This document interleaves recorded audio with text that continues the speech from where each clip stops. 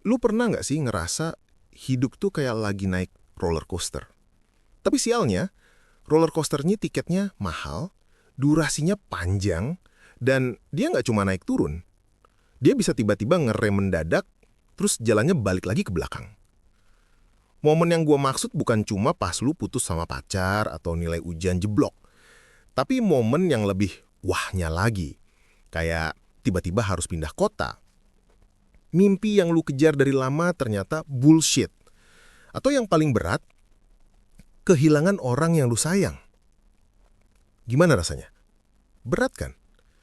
Kayak lu lagi jalan di gurun, terus tiba-tiba ada quicksand yang narik kaki lu pelan-pelan. Makin lu berontak, makin lu tenggelam. Dulu reaksi pertama gue pasti denial. Nggak mungkin, nggak adil, kenapa gue? Tapi ternyata filosofi kuno yang namanya stoikisme itu punya cara pandang yang agak nyeleneh. Mereka bilang, rasa sakit itu bukan musuh. Rasa sakit itu kurir. Kurir yang bawa paket isinya kenyataan. Dan ternyata kalau lu terima paket itu dengan tenang, lu nggak akan tenggelam. Justru lu bisa menemukan cara buat berenang ke daratan. Penasaran? Yuk, kita ngopi dulu. Oke, hari ini kita nggak akan bahas teori fisika kuantum atau gimana cara jadi crazy rich. Kita bahas gimana caranya biar lu nggak takut lagi sama rasa sakit. Bukan cuma sakit fisik, tapi sakit yang perih di sini nih. Kita semua tahu hidup itu nggak ada garansinya. Mau sebaik apapun lu jaga diri, mau seaman apapun lu hidup, hal-hal buruk itu pasti akan terjadi. Stoikisme, intinya cuma satu menurut gue ya. Fokus pada yang bisa lu kontrol, dan bodo amat sama yang nggak bisa lu kontrol. Rasa sakit, kehilangan, pengkhianatan, atau apes yang datang tiba-tiba, itu semua ada di kolom nggak bisa lu kontrol. Tapi reaksi lu terhadap rasa sakit itu 100% ada di kolom bisa lu kontrol. Ini yang mau kita bedah. Gimana cara stoik ngajarin kita buat jadi penerima kenyataan yang karismatik. Bukan cuma pasrah, tapi menerima dengan kepala tegak. Siap? Kita mulai dari fondasi stoiknya. Bagian pertama, amor fati, mencintai takdir. Bagian pertama ini filosofinya namanya amor fati.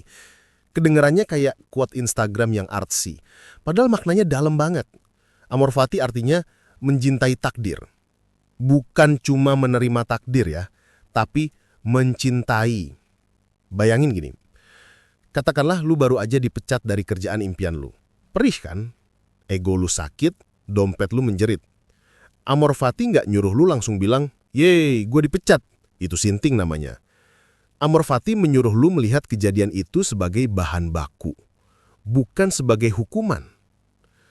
Marcus Aurelius, salah satu stoik paling terkenal bilang, "Our actions may be impeded, but there can be no impeding our intentions or dispositions.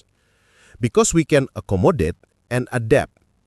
The mind adapts and converts to its own purposes the obstacle to our acting." Bahasa santainya, rintangan di jalan lu itu sebenarnya adalah jalannya itu sendiri. Kehilangan kerjaan, itu berarti takdir lagi menyiapkan kanvas kosong buat lu ngelukis hal yang lu benar-benar mau. Ditinggal sama orang yang lu sayang, itu berarti takdir lagi ngasih lu kesempatan buat membangun koneksi yang lebih jujur, lebih dewasa, dan paling penting, koneksi sama diri lu sendiri. Tantangannya di sini, stop bilang, "Kenapa ini terjadi pada gue?" Ganti jadi, "Untuk apa ini terjadi buat gue?" Sakitnya tetap ada, kehilangan itu nyata, tapi lu mengambil rasa sakit itu dan mengubahnya jadi bahan bakar, bukan jadi borgol. Ini butuh latihan mental yang gila. Setiap kali ada rasa pahit datang, tarik napas dalam-dalam, dan bisikan ke diri lu, "Oke, ini bagian dari skenario. What's next?"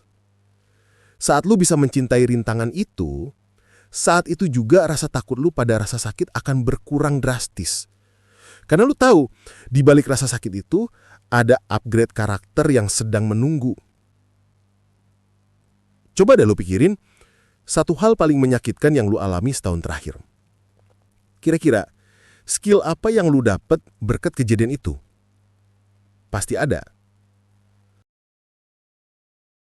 Bagian 2. Premeditatio malorum.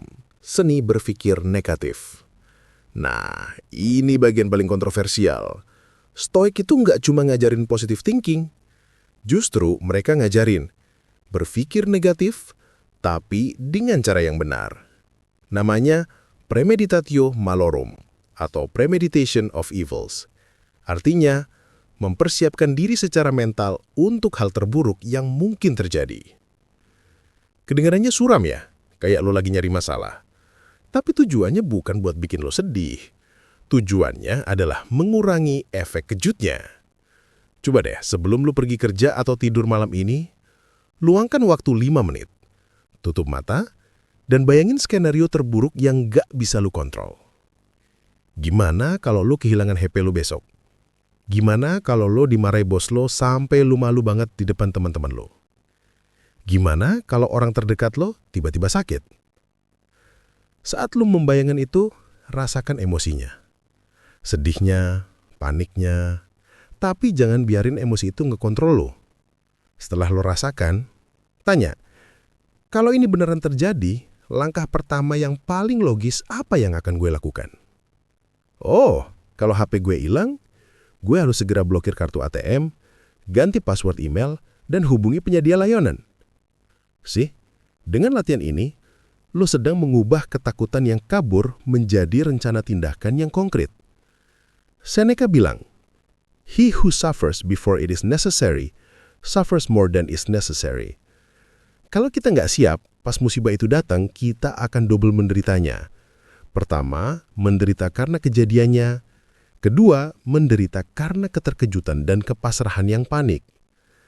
Premeditatio malorum ini menghilangkan penderitaan yang kedua. Dia bilang, lo udah tahu kemungkinan terburuknya. Jadi pas itu terjadi, lo nggak kaget. Lo nggak akan bilang, nggak mungkin. Tapi lo akan bilang, oke, shit happens. Next step. Ini bukan pesimis, ini realisme yang super siap. Ini kayak latihan simulasi kebakaran. Pas kebakaran beneran terjadi, semua orang panik. Tapi lo tahu jalur evakuasi yang harus lo ambil. Jadi, mulai sekarang, jangan takut mikirin hal terburuk. Pikirin, proses, dan bikin game plan-nya. Biar pas rasa sakit itu datang, lo sudah pasang helm dan sabuk pengaman. Bagian 3. Kontrol internal, the inner citadel. Oke, kita udah bahas amor fati, mencintai takdir, dan premeditatio malorum, siap dengan yang terburuk. Intinya dari keduanya ini, membangun benteng batin.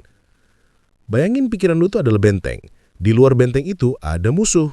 Musuh itu kritik pedas, kerugian finansial, penyakit, gosip, bahkan kematian. Stoik nggak ngajarin lo lari dari musuh itu, tapi mereka ngajarin memperkuat benteng lo sampai nggak ada satupun panah dari luar yang bisa nyentuh inti lo. Inti lo itu apa? Pilihan dan penilaian lo. Kejadian, misalnya lo di PHK, adalah fakta netral, panah dari luar. Tapi penilaian lo, gue gagal total, atau gue nggak berguna, itu racun yang lo ciptain sendiri di dalam benteng. Epictetus, budak yang jadi filsuf Stoik, bilang, "It is not things themselves that disturb men, but their judgments about these things."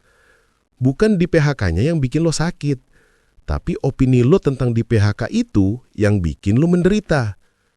Jadi, saat lo ngerasa sakit, coba split antara fakta dan fiksi, opini atau penilaian. Fakta, nama lo tidak lagi bekerja di perusahaan A. Fiksi, nama lo adalah pecundang yang gak akan pernah sukses lagi.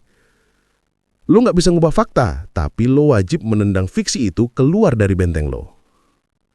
Latihan ini namanya disiplin persepsi. Melatih mata batin lo buat cuma melihat realitas sebagaimana adanya, bukan sebagaimana yang lo takuti atau sebagaimana yang lo harapkan.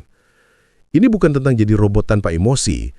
Rasa sedih itu wajar, rasa marah itu normal. Tapi Stoik bilang, jangan biarkan emosi itu menjadi tuan lo. biarkan dia jadi tamu lo. Sambut tamu itu dengan sopan. Oh hai, rasa sedih. Silakan masuk. Lo boleh duduk di sofa sebentar. Tapi, jangan biarkan dia mengambil alih kunci mobil dan kunci rumah lo. Setelah lo akui keberadaannya, perlahan lo bisa bilang, "Oke, terima kasih sudah berkunjung. Sekarang lo boleh pulang." Memperkuat benteng batin artinya, hanya hal-hal yang lo izinkan yang bisa menyakiti lo. Dan lo punya kekuatan mutlak untuk mencabut izin itu. Jadi, kalau lo tanya apa esensi dari semua ini? Esensinya adalah menjadi bodoh amat terhadap hal-hal yang gak penting, sehingga lo bisa fokus pada hal yang benar-benar bisa lo ubah. Rasa sakit itu gak bisa dihindari, tapi penderitaan itu opsional. Penderitaan itu adalah lo yang menolak melihat kenyataan. Lo yang marah kenapa dunia gak berjalan sesuai skrip di kepala lo. Saat rasa sakit atau kehilangan datang lagi, ingat 3 jurus stoik ini. Amor fati, cintailah kejadian ini. Jadikan rintangan itu sebagai jalannya. Premeditatio malorum, sudah bayangkan yang terburuk, jadi saat terjadi, lo sudah punya rencana dan gak akan panik. Inner citadel, split antara fakta dan fiksi. Tolak semua penilaian negatif yang gak berdasar.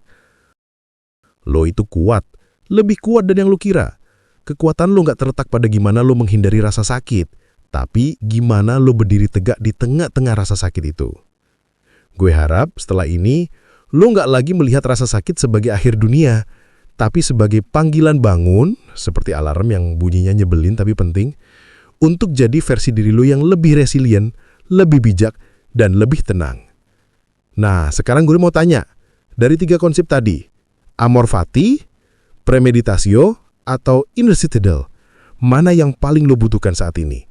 Share di kolom komentar ya, biar kita bisa diskusi dan belajar bareng. Jangan lupa like kalau lo merasa ngobrol kita kali ini ada gunanya, subscribe buat ketemu lagi minggu depan, dan nyalain loncengnya. Sampai ketemu di episode Logika Tenang berikutnya. Tenang bukan berarti nggak punya masalah. Tenang berarti lo punya logika untuk menghadapinya.